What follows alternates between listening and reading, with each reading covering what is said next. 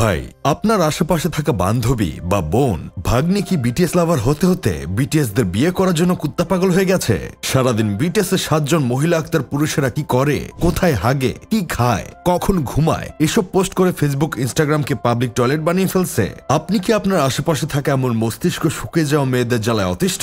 তাহলে আর নয় দুশ্চিন্তা, আর নয় হতাশা, আমাদের ফাপড়বাজ টিম নিয়ে এসেছি এমন মস্তিষ্কবিহীন মেয়েদের সুস্থ করে তোলার চিকিৎসা। আমাদের আশেপাশে অনেক নারী জাতি আছে যারা নিজেদের আর্মি দাবি করে। এদেরকে আবার আপনারা কেউ দেশের জন্য লড়াই করা আর্মি বা সেনাবাহিনী ভাবতে যাবেন না। তারা হচ্ছে সেই ধরনের আর্মি যারা নিজের বাপের খেয়ে অন্য দেশের মহিলা আক্তার পুরুষ শিল্পীদের নিয়ে গর্ব করতে করতে গর্ভবতী হয়ে যায়। মাঝে মাঝে তো এদের দেখা যায় এরা রাস্তায় নেমে উল্কাপাল্কা নাচানাচি শুরু করে।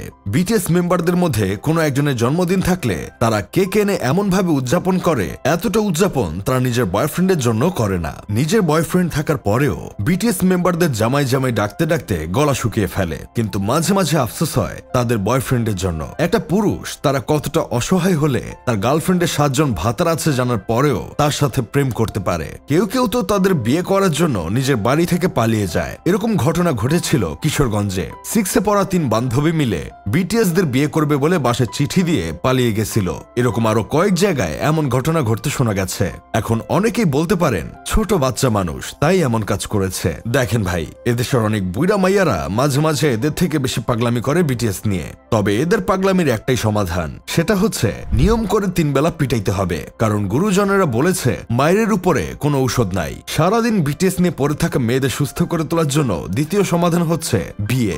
এদেরকে বিয়ে দিয়ে দিলে সংসারের কাজের চাপে ও শাশুড়ির কথার চাপে বিটিএস কখন কোথায় হাগলো, মুতলো, খাইলো কোনো কিছুর খোঁজ রাখতে পারবে না। আমার আশেপাশে কিছু এমন চুলপাকনা আর্মি মাইয়া ছিল, তাদের বিয়ে হওয়ার পর তারা এতটাই সংসার নিয়ে ব্যস্ত হয়ে গেছে যে যারা একসময় মিনিটে মিনিটে ফেসবুকে পোস্ট করে বেড়াতো কিন্তু এখন মাসে একটা পোস্ট করতে পারে না। আর এদের যদি কিছুদিন পর একটা বাচ্চা হয়ে যায় তাহলে তো ডায়পার চেঞ্জ করতে করতে দিন চলে যাবে। আর বিটিএস এর হাগামোতার খোঁজ রাখার টাইম পাবে কোথায়? এখন অনেকেই বলতে পারেন যারা বিটিএস কে ছাড়া কোনোদিন বিয়েই করবে না বলে সিদ্ধান্ত নিয়েছে তাদেরকে কিভাবে ঠিক করবে? দেখেন ভাই, যারা এমন সিদ্ধান্ত নিয়ে ফেলেছে তাদেরকে যদি কোনোভাবে বিয়ের পিড়িতে বসাতে না পারেন তাহলে আর কিছু করার নাই। সোজা পাবনা মানসিক হাসপাতালে ভর্তি করিয়ে দিবেন। পাগলদের সাথে বসবাস করলেই ঠিক হয়ে যাবে। কারণ সুস্থ স্বাভাবিক সমাজ তাদের জন্য না, আসলে যাদের জায়গা যেখানে তাদেরকে সেখানেই রাখা উচিত। আমার বন্ধু কেরামত আবার একসময় এক বিটিএস আর্মি মেয়ের প্রেমে পড়েছিল। সে সেই মেয়েকে পাওয়ার জন্য নিজেও বিটিএস ফ্যান হওয়ার ভং ধরছিল।